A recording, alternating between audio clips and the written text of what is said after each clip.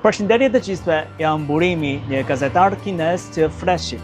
A keni menduar ndonjëherë se si një produkt i prodhuar në Kinë futet në një kontiner dhe më pas udhëton me anije deri në Shqipëri? Në Shenzhen të jugut të Kinës, erëkythurja nga Shqipëria merret çdo ditë pikërisht me këtë udhëtim. Sot le të shohim nga afër punët e tij të përditshme për të kuptuar si ecën tregtia ndërkufitare.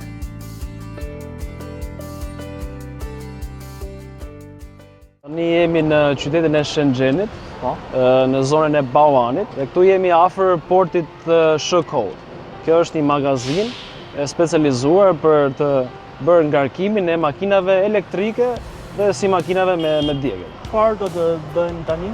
Sot ne do bëjmë realizimin e ngarkimit të 3 makinave dytë, janë 2 Leopard 3 dhe një Sea Lion 07. Kjo porosi është për në Shqipëri, në portin e Durrësit. A mund të shohim sot nga afër procesin e ngarkimit? Po, patjetër. Pak më vonë do bëjmë ngarkimin dhe do jemi aty live. Po.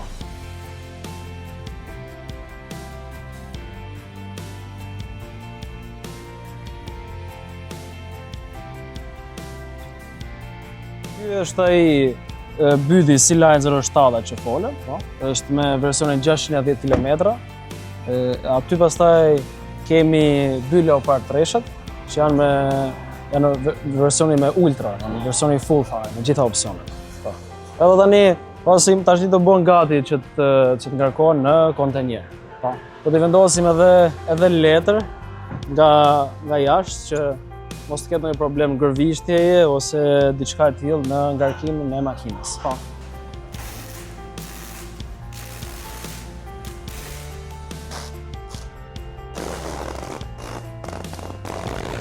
Si e ndërtoni besimin me partnerët?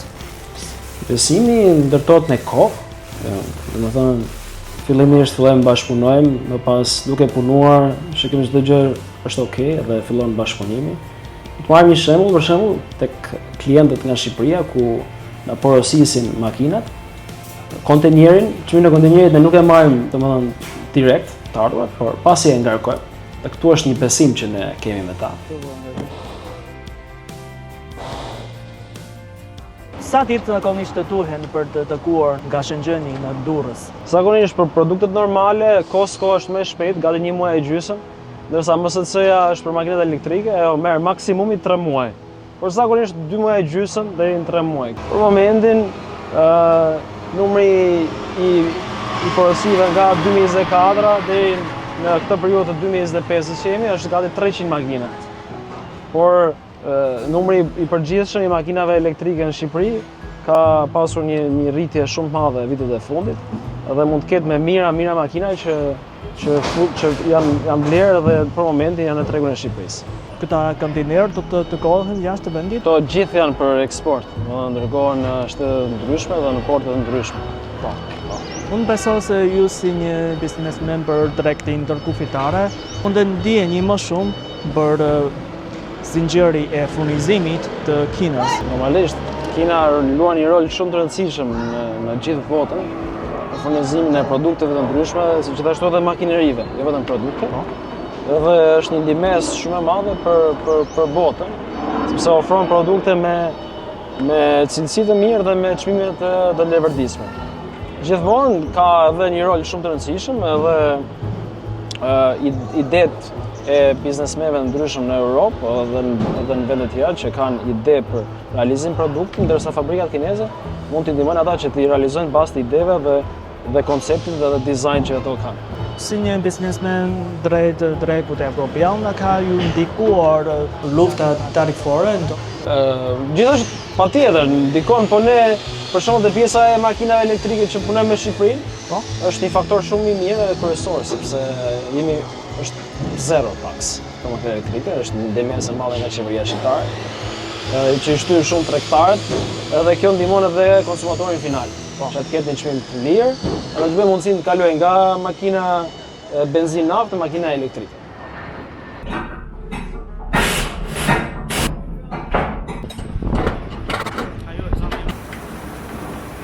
Kontenjeri u ngarkua me sukses, edhe tani po niset.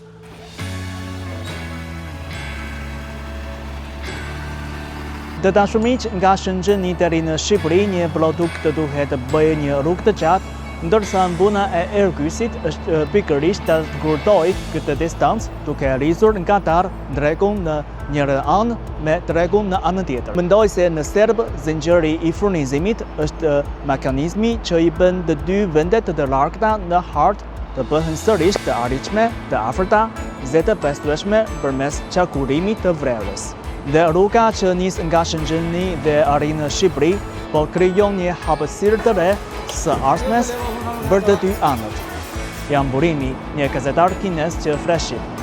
Për historitë e Airkysit dhe shumë shqiptarëve të tjerë në Kinë, ju ftoj të më ndiqni në YouTube dhe Instagram në kanalin Burimi nga Kina, të ndaj edhe më shumë rrëfime së bashku. Faleminderit që qëndruat me mua, shihemi herën tjetër.